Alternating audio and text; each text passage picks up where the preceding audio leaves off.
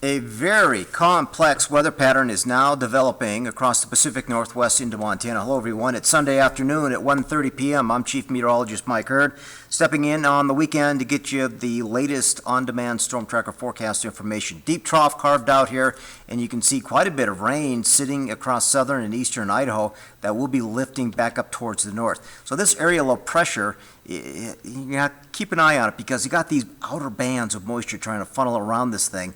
And the potential is there for some moderate to heavy rain as we go through the next 2, possibly 3 days. So there are some concerns, or some growing confidence anyway, that there could be some minor flooding issues, especially west of the divide, along the Rocky Mountain front, along the Continental Divide there as well, but it includes the Butte-Blackfoot region, and not so much for the rest of southwest Montana, but everyone's going to get a good dose of moderate to heavy rain. Some areas will get hit harder than others, so that's what makes this a very complex weather pattern. So let's try and narrow down what we expect to see play out over the next 2 to 3 days in our high-resolution forecast model. We got some scattered showers, isolated thunderstorms Sunday afternoon. That low continues to sit and spin across central Idaho. So as we stop at early Monday morning, you can see Butte westward is picking up some very heavy rain, and then we got these little rain bands moving up into Yellowstone National Park, Cook City, back up towards the Billings area, but there's also some pockets of dry air.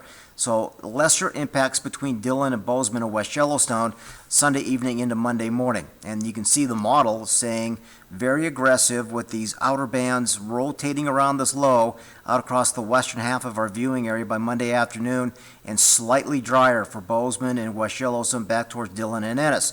However, as the model continues to play out, this low spinning slowly through the region will begin to impact Bozeman, Ennis, West Yellowstone, Big Sky as we go into Tuesday morning.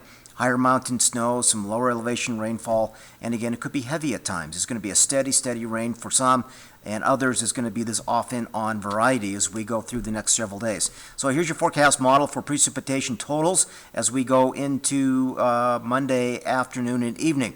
Much bigger impact in the west-northwest corner of southwest Montana. 1 to 2 inches of rain possible from Butte back towards Missoula up towards Helena, and you can see the model showing not quite as dramatic as you work your way into southern Beaverhead, into Madison and Gallatin Park counties.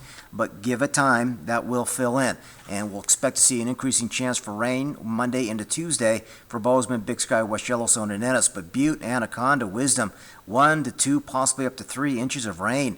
That definitely could aggravate some smaller streams and creeks that could be flowing out of their banks, and you can see widespread moisture is expected. It may have a little bit of a flooding impact on the short-term weather pattern, but drier and warmer conditions will be developing later next week, and that should help ease these excessive wet weather areas out. So watch for ponding on roadways. That could be a problem for traveling, and your Forest Service roads, your back county roads, any roads that are dirt, they could become extremely muddy and might be impassable. So something we're watching here Sunday afternoon with a slow moving upper level low impacting southwest Montana over the next 2 to 3 days. We'll have updates tonight for you at 5:30 and 10 at KXLF and KBZK.